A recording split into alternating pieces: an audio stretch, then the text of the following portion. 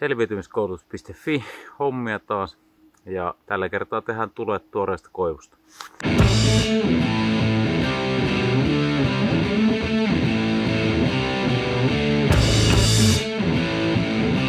Tässä on välivaihe. Siinä on aluspuut, siinä on risut, siinä on tuohet, mitkä on kerätty ja siinä on tehty halkoja tuoreesta koivusta.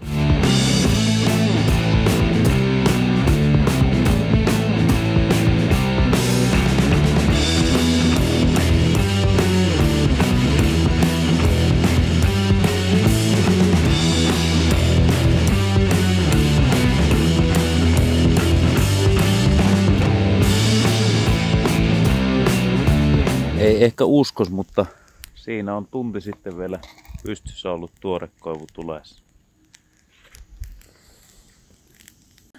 Jos säkin haluat oppia tekemään näitä ihmettekoja, niin selviytymiskoulutus.fi.